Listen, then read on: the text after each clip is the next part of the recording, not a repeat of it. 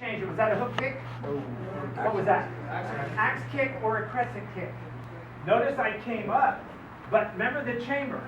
Front kick and that crescent and that axe kick look the same. Now the difference between an axe kick and a crescent kick is the angle that they come.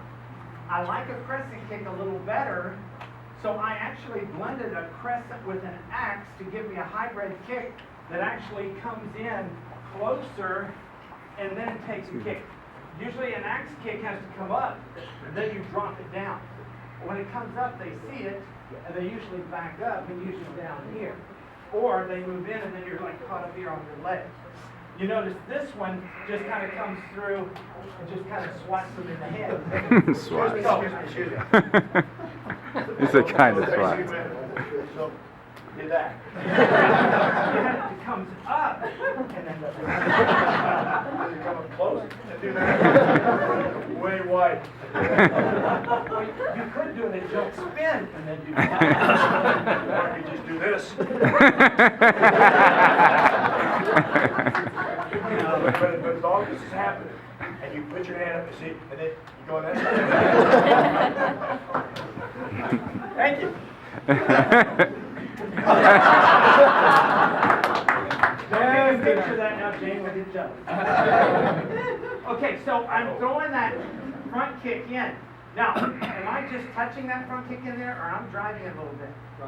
I want to introduce myself, right? That's the best introduction you have.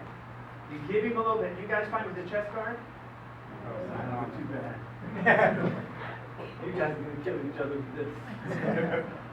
You know, if you're in here, it's not too bad. You catch in that lower point of the rib, and then you'd be sore for a few weeks.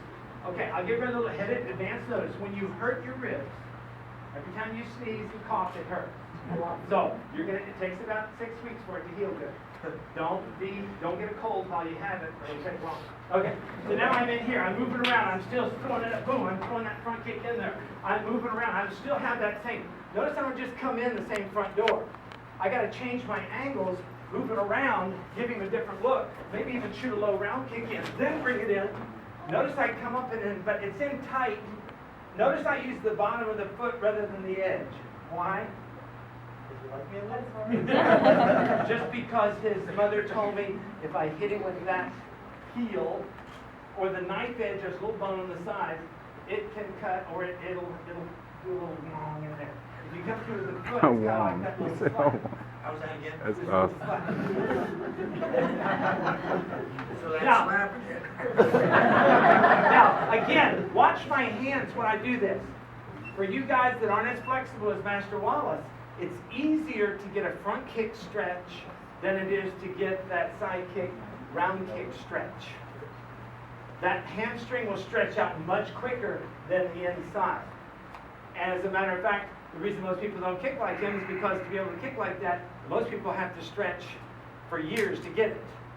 There's a few of you in here who didn't have to work for years because you did it when you were younger and got stretched out and you never tightened up. For you older guys who never stretched out like that, because most sports don't require that kind of flexibility that most male adults practice. So it takes that hamstring less time to stretch out. Notice the position of my hands again.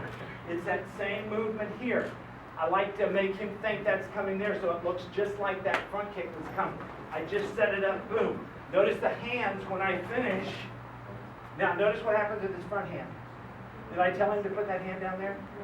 When this comes through and hits him here, it also, the weight of my leg is heavier, and the strength in his arm, he cannot hold that leg. So it pulls the arm down.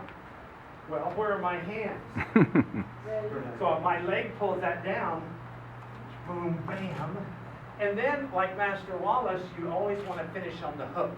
We call that close the door. Boom, boom, you open it. I'm still open, right? He can still come back. But when I turn, that gives me the defensive position. See, I'm shielded better over here, the defensive. So that's why a lot of fighters finish on the left hook. Now, some guys will finish on the left hook and see that this guy's still there, and then step back with an uppercut and then come back with a left hook. I mean, you have other combinations that you can follow in. It depends on, when I go here, if he's not throwing, I'll know right away.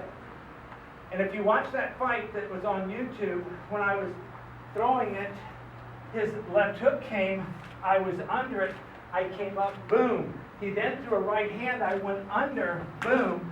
I did a cross step and he thought I was going to punch again, and I did a little cross step and he ducked right in. You can see his hand was here, it was up good, but as my leg was leaving the ground in slow motion, they showed it and it went boop, boop, boop, boom, till it hit him. So the idea is to have the hands right there, so you can make your choice if you want to finish, but it will automatically, you don't have to aim to, even if the arm's down here, when you do this, what does that arm do? Even then it comes up, and then your leg pulls it back down, okay? Don't hit him hard. Notice when I come, I just let the foot drag in, so don't go too fast on it. Try it again.